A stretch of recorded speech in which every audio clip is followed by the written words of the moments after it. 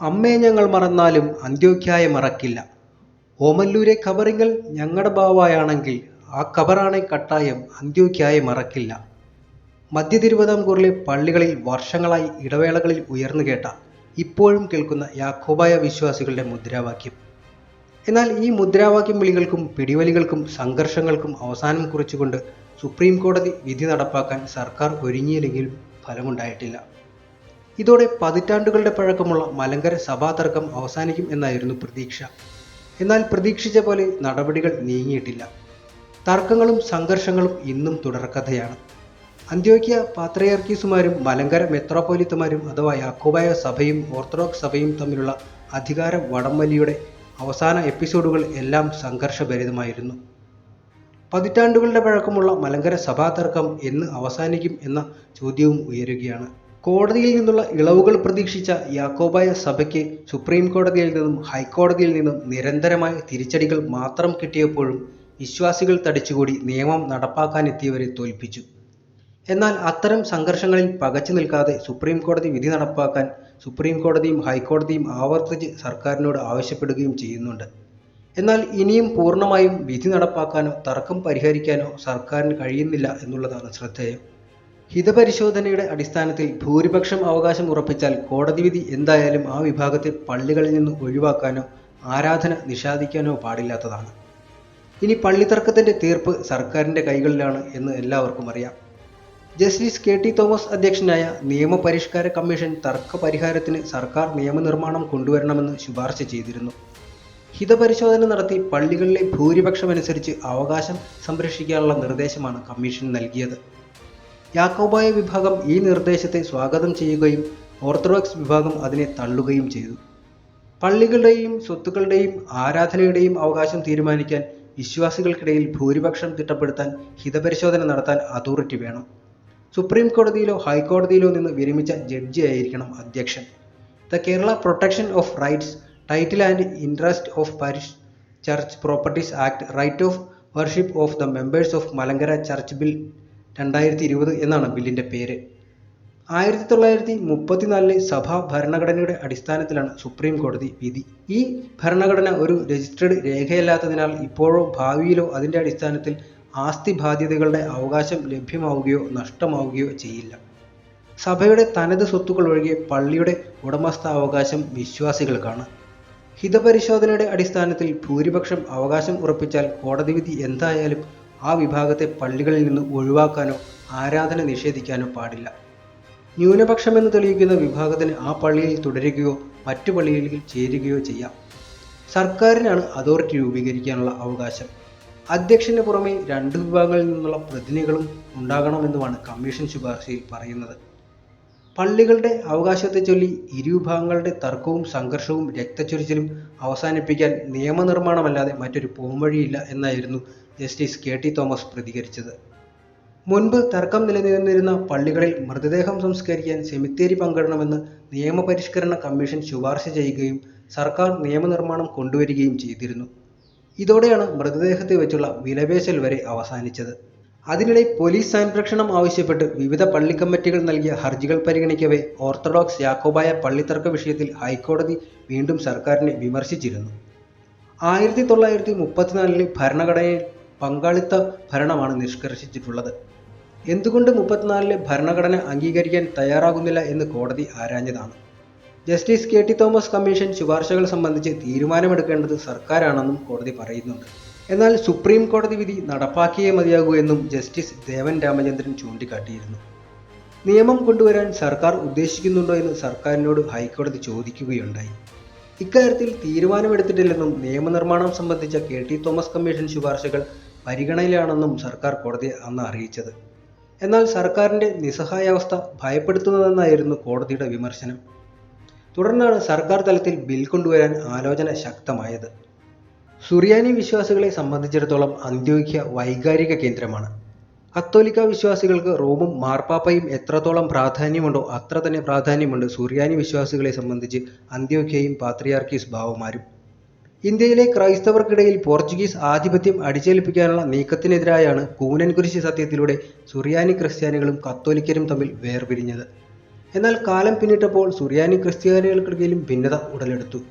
പാത്രിയാർക്കീസ് ബാവമാർക്ക് മലങ്കരയിലുള്ള അധികാരം സംബന്ധിച്ച തർക്കമായിരുന്നു ഭിന്നതയുടെ അടിസ്ഥാനം. ഇത് യാക്കോബായ ഓർത്തഡോക്സ് എന്ന രണ്ട് സഭകൾ ഉണ്ടാകുന്നതിനും പതിറ്റാണ്ടുകൾ നീണ്ട നിയമയുദ്ധങ്ങൾക്കും സംഘർഷങ്ങൾക്കും വഴിവെക്കുകയും ചെയ്തു. ഓർത്തഡോക്സ് വിഭാഗം പാത്രിയാർക്കീസിനുള്ള അധികാരം നാമമാത്രമാക്കി അന്ത്യോക്യ ബന്ധം വിച്ഛേദിച്ചപ്പോൾ പാത്രിയാർക്കീസ് വിഭാഗം എന്നറിയപ്പെടുന്ന യാക്കോബായ വിഭാഗം പാത്രിയാർക്കീസ് ബാവയ്ക്ക് ആത്മീയവും ഭൗതികവുമായ അധികാരങ്ങൾ വിട്ടുനൽകി അന്ത്യോക്യ ബന്ധം ദൃഢമാക്കി.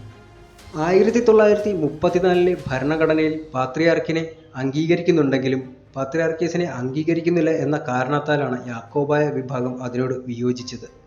ഭരണഘടനയിൽ കൃത്രിമം നടന്നുവെന്നും അത് തങ്ങളുടെ അറിവോടെയല്ല എന്നുമായിരുന്നു യാക്കോബായ വിഭാഗത്തിൻ്റെ വാദം. എന്നാൽ കോടതി ഇത് അംഗീകരിച്ചു കണ്ടില്ല. സുപ്രീം കോടതി ഇടപെട്ടതോടെ സർക്കാരിന് മറ്റ് വഴികളില്ലാതെ സംഘർഷാവസ്ഥയിലും ഓർത്തഡോക്സ് സഭയ്ക്ക് അവകാശമുറപ്പിക്കാൻ സഹായം നൽകേണ്ടതായും വന്നിരിക്കുകയാണ്. മലങ്കര സഭാ തർക്കത്തിൽ വഴിത്തിരിവായത് 2017 ജൂലൈ 3 സുപ്രീം കോടതി പുറപ്പെടുവിച്ച വിധിയാണ്. Kolenchery saint Peter's and saint Paul's, Varikoli, Mannathur പള്ളികളുടെ ഉടമസ്ഥാവകാശവുമായി ബന്ധപ്പെട്ട കേസിലാണ് സുപ്രീം കോടതി വിധി പറഞ്ഞത്. ഈ പള്ളികളുടെ ഉടമസ്ഥാവകാശം സമ്പൂർണ്ണമായി ഓർത്തഡോക്സ് വിഭാഗത്തിന് നൽകുന്നതായിരുന്നു വിധി. എന്നാൽ മലങ്കര സഭയുടെ 1934 രൂപീകൃതമായ ഭരണഘടനയെയാണ് സുപ്രീം കോടതി വിധിയിലൂടെ അംഗീകരിച്ചത്. അതോടെ സംസ്ഥാനത്തെ യാക്കോബായ വിഭാഗത്തിൻ്റെ കൈവശമുണ്ടായിരുന്ന 1064 പള്ളികളുടെ അവകാശം ഓർത്തഡോക്സ് സഭയ്ക്ക് നൽകുന്നതായിരുന്നു 2017 ജൂലൈ 3 സുപ്രീം കോടതി വിധി. ഓർത്തഡോക്സ് സഭയുടെ 1934 ഭരണഘടന അംഗീകരിക്കുകയും ഭൗതിക സ്വത്തവകാശം ഓർത്തഡോക്സ് സഭയ്ക്കാണെന്നുമായിരുന്നു സുപ്രീം കോടതി വിധി. ഇതോടെ സംസ്ഥാനത്ത് പ്രത്യേകിച്ച് മധ്യ തിരുവിതാംകൂറിൽ തർക്കം നിലനിന്നിരുന്ന 1064 പള്ളികളുടെ ഉടമസ്ഥത ഓർത്തഡോക്സ് വിഭാഗത്തിനായി. വിധി വന്നതിന് ശേഷം ഇതേവരെ നിരവധി പള്ളികളിൽ ഓർത്തഡോക്സ് വിഭാഗം അവകാശമുറപ്പിച്ചു. എന്നാൽ തർക്കവും സംഘർഷങ്ങളും ഇപ്പോഴും തുടരുകയാണ്. തർക്കങ്ങൾ ഒഴിവാക്കി രമ്യതയിൽ പോവാനായി മുൻ സർക്കാരുകൾ സഭകളുമായി നിരവധി വട്ട ചർച്ചകൾ നടത്തുകയുണ്ടായി. എന്നാൽ തീരുമാനമാകാതെ എല്ലാ ചർച്ചകളും പിരിയുകയാണ്. കഴിഞ്ഞ സർക്കാർ അധികാരമേറ്റിയുടൻ തർക്കങ്ങൾ പരിഹരിക്കാനായി മന്ത്രിസഭ ഉപസമിതിയെ നിയമിക്കുകയും ചെയ്തിരുന്നു. എന്നാൽ സമിതിക്കും കാര്യമായ ഒന്നും ചെയ്യാനായിട്ടില്ല. വിധി നടപ്പാക്കാത്ത സർക്കാരിനെതിരെ സുപ്രീം കോടതി പലപ്പോഴും രൂക്ഷ വിമർശനം ഉന്നയിച്ചിട്ടുണ്ട്. ചീഫ് സെക്രട്ടറിക്കും DGPക്കും ഉൾപ്പെടെ സുപ്രീം കോടതി വിമർശനം ഉയർന്നു കേൾക്കേണ്ടി വന്നിട്ടുണ്ട്. വിധി നടപ്പിലാക്കാൻ അന്തിമ നിർദ്ദേശവും കോടതി നൽകിയിട്ടുള്ളതാണ്. എന്നാൽ തുടർന്നും സഭാ നേതൃത്വങ്ങളെ ചർച്ചയ്ക്ക് വിളിച്ച് പ്രശ്നം പരിഹരിക്കാനാണ് സർക്കാരുകൾ ശ്രമിക്കുന്നത്. അതിനിടെ വിധി നടപ്പിലാക്കണമെങ്കിൽ 1934 ഭരണഘടനയുടെ ഒറിജിനൽ പകർപ്പ് ഹാജരാക്കണമെന്ന നിർദ്ദേശം ഓർത്തഡോക്സ് വിഭാഗത്തെ ചൊടിപ്പിക്കുകയും ചെയ്തിരുന്നു. സുപ്രീം കോടതി ഇടപെട്ടതോടെ സർക്കാരിന് മറ്റു വഴികളില്ലാതെ സംഘർഷാവസ്ഥയിലും ഓർത്തഡോക്സ് സഭയ്ക്ക് അവകാശമുറപ്പിക്കാൻ സഹായം നൽകേണ്ടതായി വന്നിരിക്കുകയാണ്. പോലീസ് സംരക്ഷണം ഉറപ്പാക്കാൻ ഹൈക്കോടതിയും പലതവണ ഉത്തരവിട്ടതാണ്. ഇതോടെ പ്രശ്നം രമ്യമായി പരിഹരിക്കാമെന്ന ഉദ്ദേശത്തോടെ നീങ്ങിയ സർക്കാരിനും യാക്കോബായ വിഭാഗത്തിനു മുന്നിലുള്ള എല്ലാ വഴികളും അടഞ്ഞിരിക്കുകയുമാണ്. 1972 മുതൽ തുടരുന്ന കീറാമുട്ടിയായി നിൽക്കുന്ന പള്ളിത്തർക്കം നിയമനിർമ്മാണത്തിലൂടെ പരിഹരിക്കാനാണ് സർക്കാർ നോക്കുന്നത്. എന്നാൽ ഒരു വിഭാഗം ആദ്യമേ ചുവപ്പുകൊടി കാണിച്ചിരിക്കുന്നതിനാൽ പുതിയ തർക്കത്തിലേക്ക് ഇത് വഴിതിരിച്ചിരിക്കുകയുമാണ്. യഥാർത്ഥത്തിൽ തർക്കങ്ങൾ മാറ്റി നിർത്തി ചരിത്രത്തിലേക്ക് വന്നാൽ 1345 സിറിയൻ കുടിയേറ്റത്തിന് ശേഷം ക്നാനായ തൊമ്മൻ്റെ നേതൃത്വത്തിൽ 99 കുടുംബങ്ങൾ ക്രിസ്തുമതം സ്വീകരിക്കുന്നു. എന്നാൽ ഒരു സഭാ നേതൃത്വം ഉണ്ടായിരുന്നില്ല. പല സ്ഥലത്തേക്കും കുറിമാനങ്ങൾ അയച്ചെങ്കിലും ആരും ഏറ്റെടുക്കാൻ തയ്യാറായുമില്ല. പിന്നീട് ക്രിസ്തുവിൻ്റെ ശിഷ്യനായ പത്രോസിൻ്റെ 4 സിംഹാസനങ്ങൾ അഥവാ പാത്രിയാർക്കീസ് സഭയുടെ കീഴിൽ ഇവരെ ഏറ്റെടുക്കുകയായിരുന്നു. അന്ത്യോക്യ, അലക്സാണ്ട്രിയ, കോൺസ്റ്റാന്റിനോപ്പിൾ, റോം എന്നിവയായിരുന്നു അത്.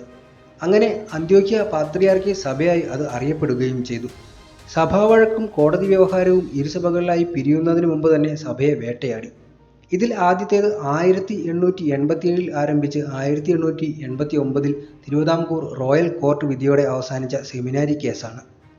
പുലിക്കാട്ടിൽ ജോസഫ് മാർ ദിവന്യാസ്യോസിസ് അഞ്ചാമൻ മലങ്കര മെത്രാപ്പോലിത്തയായും പിന്നീട് മാർത്തോമാ സഭ എന്നറിയപ്പെട്ട നവീകരണ വിഭാഗത്തിൻ്റെ സ്ഥാപകൻ പാലാക്കുന്നത്ത് തോമസ് മാർ അത്തനാസിയോസും തമ്മിലുള്ളതായിരുന്നു ആ കേസ്. കേസിൽ മാർ ദിവന്യാസ്യോസിസ് അഞ്ചാമൻ വിജയിക്കുകയും ചെയ്തു. എന്നാൽ അദ്ദേഹത്തെ കേസിൽ പിന്തുണച്ചിരുന്ന അന്ത്യോക്യ പാത്രിയാർക്കീസ് ഇഗ്നാത്യോസ് പത്രോസ് തൃതീയന് കോടതി വിധി തിരിച്ചടിയാവുകയായിരുന്നു. അന്ത്യോക്യ പാത്രിയാർക്കീസിന് മലങ്കര സഭയിൽ ലൗകികാധികാരം ഇല്ലെന്നും മലങ്കര അസോസിയേഷന്റെ തിരഞ്ഞെടുപ്പ് കൂടാതെ ആർക്കും മെത്രാൻ പട്ടം നൽകാൻ പാടില്ലെന്നും മലങ്കര മെത്രാപ്പോലിത്ത സ്വദേശിയായിരിക്കണമെന്നും കോടതി വിധിയിൽ പ്രസ്താവിക്കുകയുണ്ടായി. എന്നാൽ പത്രോസ് തൃതീയൻ അന്ത്യോക്യ പാത്രിയാർക്കീസിന് മലങ്കരയിൽ ലൗകിക അധികാരം ഉണ്ടെന്ന് മലങ്കര മെത്രാപ്പോലീത്തയും അസോസിയേഷൻ മാനേജ്മെന്റ് കമ്മിറ്റിയും രജിസ്റ്റർ ചെയ്ത ഉടമ്പടി നൽകാൻ ആവശ്യപ്പെട്ടു. പിന്നീട് ഈ ആവശ്യത്തിന് അവർ വഴങ്ങിയില്ല.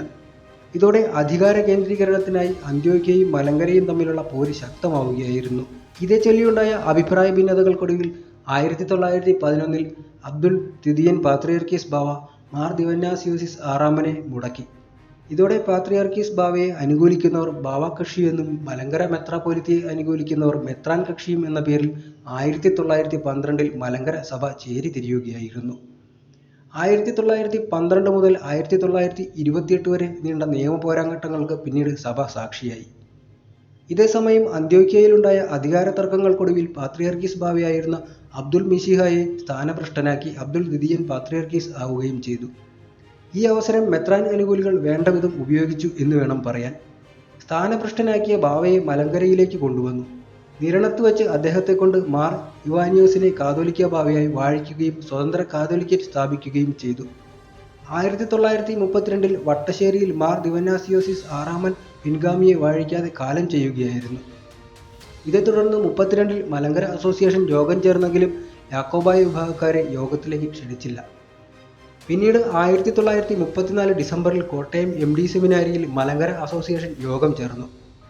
ബസേലിയോസ് ഗീവറീസ് കാതോലിക്ക ബാവയെ മലങ്കര മെത്രാപ്പൊലീത്തയായി തിരഞ്ഞെടുക്കുകയും ചെയ്തു. ആ യോഗത്തിൽ മലങ്കര സഭ ഭരണഘടന പാസാക്കുകയും ചെയ്തതാണ്. അതാണ് 1934 ഭരണഘടന എന്ന് പറയുന്നത്. വീണ്ടും ഇരുവിഭാഗവും കേസുകൾ തുടർന്നുകൊണ്ടേയിരുന്നു. മെത്രാൻ കക്ഷിക്കായിരുന്നു അതിൽ വിജയം കണ്ടത്. 1958 ബാവ കക്ഷിക്കെതിരായ സുപ്രീം കോടതി വിധി വന്നു. 1934 അസോസിയേഷൻ തീരുമാനം ശരിവെച്ചുകൊണ്ടുള്ളതായിരുന്നു ആ വിധി. ആ വർഷമാണ് പരസ്പര സ്വീകരണ കൽപ്പന ഇരുവിഭാഗങ്ങളും കൈമാറുന്നത്.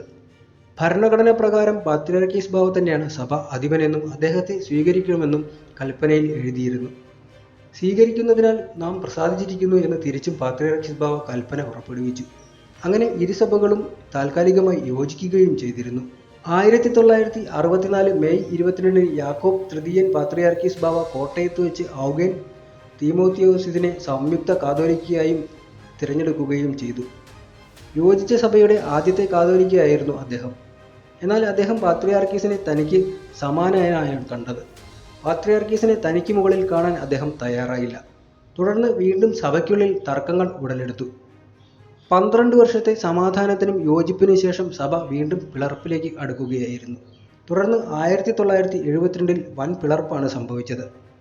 പിന്നീട് ബാവ കക്ഷിയിൽപ്പെട്ട തോമസ് മാർ ദിവന്നാസ്യോസിസ്, കുര്യാക്കോസ് മാർ കൂറിലോസ്, ഗീവർഗീസ് മാർ ഗ്രിഗോറിയോസ് എന്നിവരെ 1974 ഫെബ്രുവരി 24 ദമാസ്കസിൽ വെച്ച് യാക്കോബ് തൃതീയൻ പാത്രിയാർക്കീസ് ബാവ മെത്രാപ്പൊലീത്തമാരായി വാഴിച്ചു. 1975 സെപ്റ്റംബർ 7 കണ്ടനാട് മെത്രാപ്പൊലീത്തയായിരുന്ന പൗലോസ് മാർ പീലക്സിനോസിസിനെ ബസേലിയോസ് പൗലോസ് ദ്വിതീയൻ എന്ന പേരിൽ കാതോലിക്ക ബാവയായും വാഴിച്ചു. വീണ്ടും കേസുകളും കോടതി വ്യവഹാരങ്ങളും ആരംഭിക്കുകയായിരുന്നു. ഇതോടെ പരസ്പരം പോരും സംഘർഷവും പതിവാക്കുന്നു. ഇതിനിടെയാണ് 1995 കേസിൽ സുപ്രീം കോടതിയുടെ അന്തിമ വിധി വരുന്നത്. 1934 മലങ്കര സഭാ ഭരണഘടനയെ അംഗീകരിക്കുന്നതായിരുന്നു വിധി. ഈ വിധി നടപ്പാക്കുന്നതിനായി ഓർത്തഡോക്സ് വിഭാഗം നിരവധി ഹർജികൾ കോടതിയിൽ സമർപ്പിച്ചിരുന്നു. തുടർന്ന് 2002 മാർച്ചിൽ സുപ്രീം കോടതി നിരീക്ഷകനായിരുന്ന ജസ്റ്റിസ് മണി മഠിൻ്റെ സാന്നിധ്യത്തിൽ പരിമലയിൽ മലങ്കര അസോസിയേഷൻ വിളിച്ചു ചേർത്തു. എന്നാൽ പാത്രിയാർക്കീസ് വിഭാഗം ഈ അസോസിയേഷൻ ബഹിഷ്കരിച്ചുകൊണ്ട് പുത്തൻകുരിശിൽ മറ്റൊരു അസോസിയേഷൻ വിളിച്ചു ചേർക്കുകയായിരുന്നു. യാക്കോബായ സുറിയാനി ക്രിസ്ത്യാനി സഭ രൂപീകരിച്ച് ആ യോഗത്തിലായിരുന്നു. സൊസൈറ്റീസ് ആക്ട് അനുസരിച്ച് 2002 ജൂലൈ 5 കോതമംഗലത്ത് രജിസ്റ്റർ ചെയ്യുകയായിരുന്നു. പിന്നീട് പ്രത്യേക ഭരണഘടനയും ഉണ്ടാക്കി. 2002 ജൂലൈ 26 തോമസ് മാർ ദിവന്നാസ്യോസിനെ ബസേലിയോസ് തോമസ് പ്രഥമൻ ബാവ എന്ന പേരിൽ കാതോലിക്കയായും വാഴിച്ചു. 1934 ഭരണഘടന ഉണ്ടാക്കുമ്പോൾ സഭയുടെ പരമാധ്യക്ഷൻ പാത്രിയാർക്കീസ് ബാവയായിരുന്നു. എന്നാൽ പിന്നീട് പലവിധ ഭേദഗതികൾ ഭരണഘടനയിൽ വന്നു എന്ന് യാക്കോബായ വിഭാഗം ആരോപിക്കുന്നുണ്ട്. പാത്രിയാർക്കീസ് ബാവയ്ക്ക് ആത്മീയാധികാരം മാത്രമാക്കി പിന്നീട്. എന്നാൽ ഇപ്പോൾ അതും നിലനിൽക്കുന്നില്ല എന്നാണ് യാക്കോബായ വിശ്വാസികൾ പറയുന്നത്. 2002 യാക്കോബായ വിഭാഗത്തിൻ്റെ ഭരണഘടന റദ്ദാക്കിയതോടെ സുപ്രീം കോടതി വിധി പ്രകാരം അങ്ങനെ ഒരു സഭ തന്നെ ഇല്ല എന്ന അവസ്ഥയിലേക്കാണ് കാര്യങ്ങൾ എത്തിച്ചത്. എന്നാൽ അന്ത്യോക്യ പാത്രിയാർക്കീസ് വിശ്വാസം വിട്ട് മറ്റൊരു വിശ്വാസത്തിലേക്ക് പോകാൻ കഴിയാത്ത തങ്ങൾ യാക്കോബായ സഭയായി നിലനിൽക്കുമെന്നും പള്ളികൾ വിട്ടുനൽകുന്നില്ലെന്നുമാണ് യാക്കോബായ വിഭാഗക്കാരുടെ നിലപാട്. സഭാതർക്കത്തിൽ എന്നും വെട്ടിലാകുന്നത് സർക്കാരുകളാണ്. കോടതി വിധി നടപ്പാക്കുന്നതുമായി ബന്ധപ്പെട്ട് മുൻസിഫ് കോടതി മുതൽ സുപ്രീം കോടതി വരെ ഹർജികൾ നൽകി ഓർത്തഡോക്സ് വിഭാഗം മുന്നേറി നിൽക്കുന്നു. ഇതിനിടെ കോടതികളിൽ നിന്നുള്ള വിധി നടപ്പാക്കാൻ സർക്കാർ ബാധ്യസ്ഥമാണെന്നും പോലീസ് സംരക്ഷണം നൽകണമെന്നും ഉൾപ്പെടെ വിധി വരികയും ചെയ്യുന്നു. എന്നാൽ അത് ഇതേവരെ നടന്നിട്ടുമില്ല. ഇക്കാര്യങ്ങൾ എങ്ങനെ പരിഹാരം കാണും എന്നറിയാതെ കുഴങ്ങുകയാണ് മാറി മാറി വരുന്ന സർക്കാരുകളും. എന്നാൽ എല്ലാം യാക്കോബായ വിഭാഗക്കാരും സർക്കാരും തമ്മിലുള്ള ഒത്തുകളിയാണെന്നാണ് ഓർത്തഡോക്സ് വിഭാഗക്കാർ ആരോപിക്കുന്നത്. ഓർത്തഡോക്സ് വിഭാഗക്കാർ അവർക്ക് നിയമമൂലം അനുവദിച്ചു കിട്ടിയ അധികാരത്തെക്കുറിച്ചും അവകാശത്തെക്കുറിച്ചും സംസാരിച്ചപ്പോൾ തങ്ങൾക്ക് നിഷേധിക്കപ്പെടുന്ന മാനുഷിക നീതിയെക്കുറിച്ചാണ് യാക്കോബായ വിഭാഗക്കാർ പറയുന്നത്. മറ്റെല്ലാം മാറ്റി നിർത്തിയാലും രണ്ട് സഹോദരന്മാർ തമ്മിൽ അനവധിയായ സ്വത്തുക്കൾക്കായി മല്ലടിക്കുന്നു എന്ന അഭിപ്രായവും മറ്റിടങ്ങളിൽ നിന്നും ഉയർന്നു വരുന്നുണ്ട്.